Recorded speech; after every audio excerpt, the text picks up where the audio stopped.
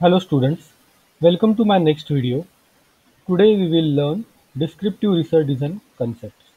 I Dr. Rohan Devale welcome you all in the Business Research Methods online lecture series, lecture number 12, Descriptive Research. Learning questions for today's sessions are: what is the concept of descriptive research design? What are the types of descriptive research?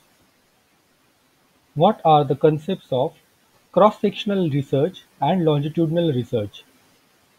Also, we will learn what are the various pros and cons of descriptive research. So let's start with the session. We will start with descriptive research design. Descriptive research can be explained as a statement of affairs as they are at present, with the researcher having no control over the variables. Descriptive research may be characterized as simply the attempt to determine, describe, or identify what is, while analytical research attempts to establish why it is that way or how it came to be. In its essence, descriptive studies are used to describe various aspects of the phenomenon. In its popular format, descriptive research is used to describe characteristics and/or behavior of sample population.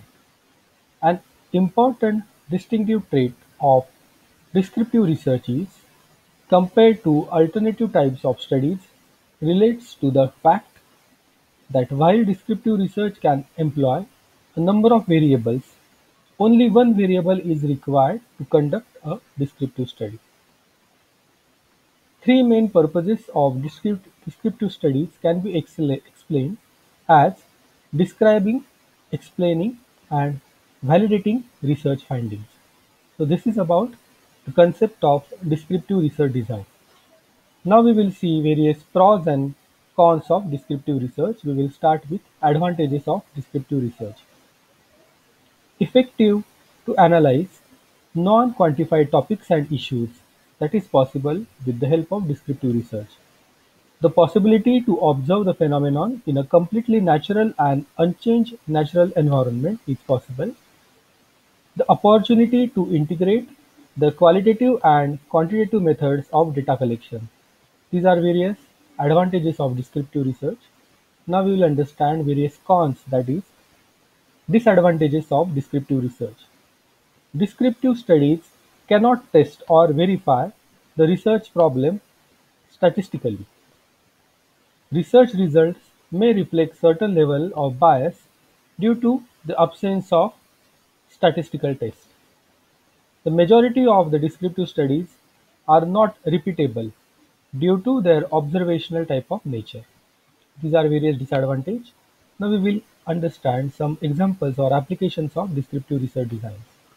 So I have suggested few of the topics. Those are included or can be studied using descriptive research. What are the most effective employees motivation tools in IT sector in the 21st century? So that can be a research topic. You can solve these answers or research questions by using descriptive research. What is the impact of online marketing on consumer behavior in consumer amongst the students in the Pune city? What are the main distinct traits of the organizational culture of any particular company? What is the impact of GST in the financial industrial growth? So these are various examples. Now we will understand types of descriptive research design. Descriptive research design can be divided broadly into two categories. One is cross-sectional research and another is longitudinal research. Cross-sectional research, as you can see in the figure, can be further divided into single cross-sectional and multiple cross-sectional research, whereas longitudinal research can be further divided into traditional panel and omnibus panel research, or you can say it can be divided into panel study, cohort study, and retrospective study. Now we will see cross-sectional research and longitudinal research one by one. First of all, we will start with cross-sectional research. A cross-sectional study involves looking at people who differ on one key characteristics, such as age or geographical locations, at one specific point in time.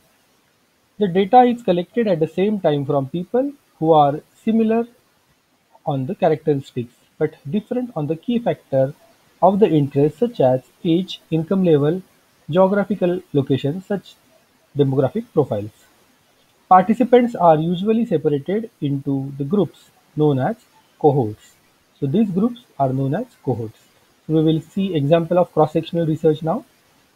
So example, researcher might create cohort of participants who are in their 20s, 30s, and 40s age. This type of study uses different group of people who differ in the variable of interest but who share other characteristics such as socio-economical status or educational background, etc. We will take another example of same cross-sectional research. Here the researcher is studying development of psychology might select group of people who are remarkably similar in most of the areas but differ only in age. By doing this, any differences between groups can be presumably by attributed to age differences rather than to other variables. Now, cross-sectional studies are observational in nature and are known as descriptive research, not causal or relational research. Researchers record the information that is present in a population, but they do not manipulate the variables. This type of research can be used to describe the characteristics that exist in a community, but not to determine the cause and effect relationship between the different variables. So this was about cross-sectional studies and various characteristics. Now we will see various pros and cons of cross-sectional studies. We will start with pros, advantages of cross-sectional studies. Cross-sectional studies are usually relatively inexpensive and allow researchers to collect a great deal of information quite quickly. Data is often obtained using self-report surveys, and researchers are often able to accumulate large amount of information from a large pool of participants. Researchers here can collect data on some different variables to see how difference in sex, age, educational status, income, etc., and might correlate with the critical variable of the interest. While cross-sectional studies cannot be used to determine a causal relationship, that can be provide a useful launch pad for the further research. So these are various advantages. Now we will see cons, the disadvantages of cross-sectional studies. Routine data may not be designed to answer the specific questions. Routinely collected data does not normally describe which variable is the cause and which is the effect. Most case-control studies collect specifically designed data on all the participants, including data field designed to allow the hypothesis of interest to be tested. However, in issues where strong personal feelings may be involved, specific questions may be source of bias. These are various disadvantages of cross-sectional studies. Now, we have already seen that there are two types of cross-sectional research. One is single cross-sectional research and multiple cross-sectional research. We will understand the concept in brief. First type of cross-sectional research is single cross-sectional research. Information is obtained only once from only one sample of respondent. Then such type of study is called as single cross-sectional research. Multiple cross-sectional research. Here information is obtained only once, but from two or more samples of the respondents. Such type of research is called as multiple cross-sectional research. Now we have understood the cross-sectional research in detail and with its types. Now we will move towards next part, like next type of research, which is called as longitudinal research. Longitudinal research is a type of correlational research that involves looking at variables over an extended period of time. This type of study can take place over a period of weeks, months, or even years. Longitudinal research is used to discover the relationship between the variables that are not related to various background variables. This observational research technique involves studying the same group of individuals over an extended period of time. Data is collected at the time of outset of the study and may be repeatedly gathered throughout the length of the study. This is the concept of longitudinal research. Now we will see one example of longitudinal research. Imagine that a group of researchers is interested in studying how exercise during middle age impact the cognitive health as people age. The researcher hypothesizes that people who are more physically fit in their 40s and 50s will be less likely to experience the cognitive declines in their 70s and 80s. So this is a longer duration research where you have to wait for 20 to 30 years. So this is the example of longitudinal research. Now we will see various pros and cons of longitudinal research. First, we will start with advantages of longitudinal research. Longitudinal research provides unique insight that might not be possible with other form of research. It allows researcher to look at changes over time. Since the participants share the similar characteristics, it is assumed that any differences are due to environmental factors.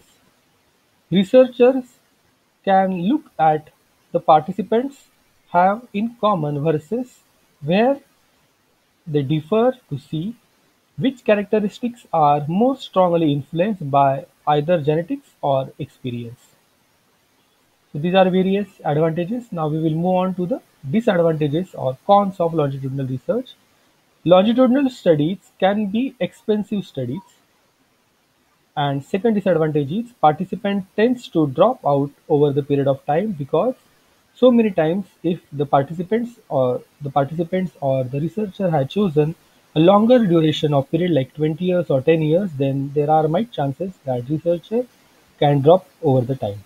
So these are various disadvantages. Now we will understand the types of longitudinal research. We have already seen that there are three types of longitudinal research: panel study, cohort study, and retrospective study.